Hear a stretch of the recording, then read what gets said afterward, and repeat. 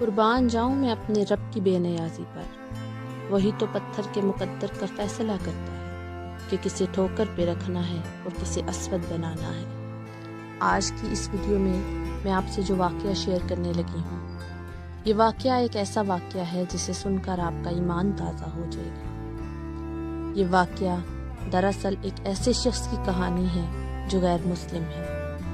جب یہ غیر مسلم شخص خانہ کعبہ کے صحن میں داخل ہوتا ہے تو وہاں جا کر یہ شخص آنسوؤں کے ساتھ روتا ہے۔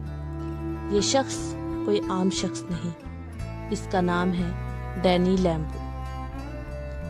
یہ شخص ایک ایسا شخص ہے جس نے 16 سال کی عمر میں اپنی پڑھائی چھوڑ دی تھی اور 22 سال کی عمر میں یہ شخص ارب پتی بن چکا تھا۔ برطانیہ کے ارب پتی لوگوں میں اس کا شمار ہوتا تھا۔ اس شخص کو نہ تو پیسے کی کمی تھی، نہ ہی فیم کی کمی تھی۔ ہر طرح سے اللہ نے اس کو مالا مال کیا ہوا تھا۔ اگر اس شخص کی مالیت کی بات کی جائے تو اس کی مالیت 50 ملین پاؤنڈ ہے۔ واقعہ کچھ اس طرح سے ہے کہ یہ شخص جس کا نام ڈینی لیمبو ہے، یہ اپنی کسی بزنس ڈیل کے سلسلے میں مکہ مکرمہ جاتا ہے۔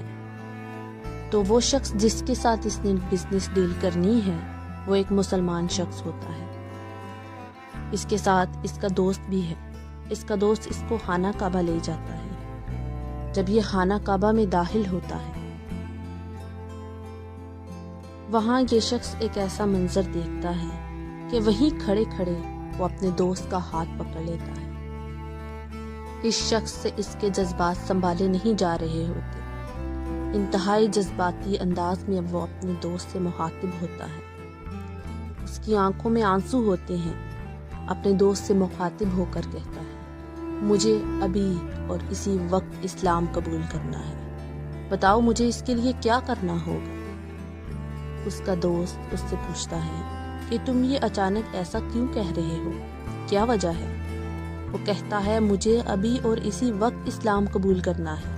پھر وہیں اس مقام پر اس شخص کو کلمہ پڑھایا جاتا ہے۔ وہ شخص خانہ کعبہ کو پکڑ کر آنسوؤں کے ساتھ روتا ہے۔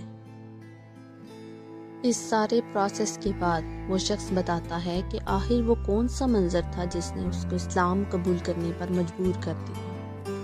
وہ شخص کہتا ہے کہ میں جب صحن حرم میں داخل ہوا تو مجھے اس لمحے اس بات کا احساس ہوا، جتنے بھی لوگ اس دنیا میں زندگی گزار رہے ہیں ان میں سے زیادہ تر بھٹکے ہوئے ہیں۔